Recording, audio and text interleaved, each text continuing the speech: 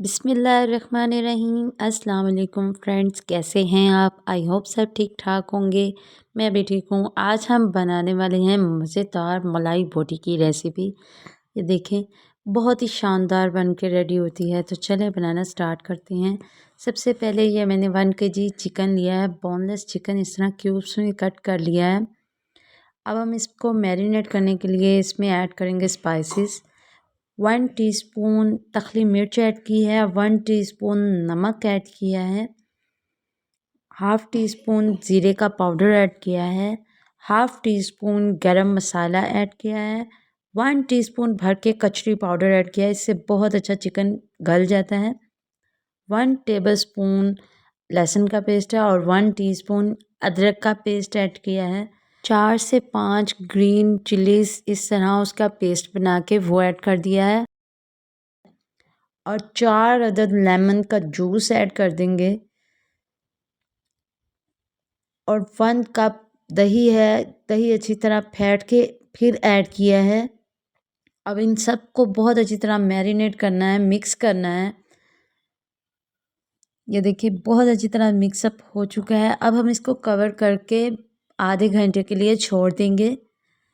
आधे घंटे के बाद हम इसमें ऐड कर रहे हैं 2 बड़े खाने के चम्मच क्रीम ऐड करके हम इसको बहुत अच्छी तरह मिक्स करेंगे। और ये देखिए, ये मेरे पास बारबेक्यू स्टिक है, इसमें हम इस तरह ये चिकन को ऐड कर देंगे।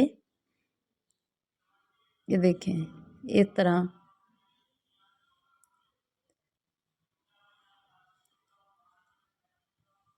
ये देखिए ये सारे इसी तरह मैंने स्टिक्स पे चिकन लगा दिया है।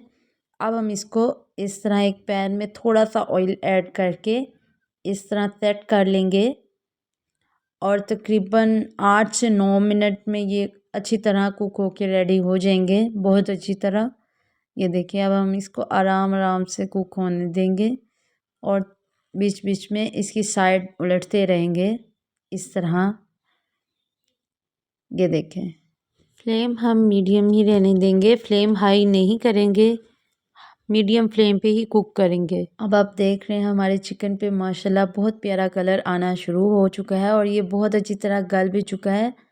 अब हम इसको साइड पे निकाल लेंगे एक प्लेट में।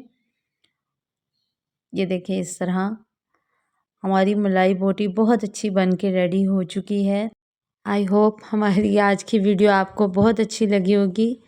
ये देखिए इस तरह मैंने अनियन कट किए हुए हैं, इसमें अनियन ऐड कर देंगे और माशाल्लाह हमारी मलाई बोटी की रेसिपी बन के रेडी हो चुकी है। आई होप आपको बहुत अच्छी लगी होगी। अगर अच्छी लगी है तो इसे लाइक शेयर और सब्सक्राइब ज़रूर कीजिएगा। दुआओं में याद रखिएगा। अल्लाह हाफिज़।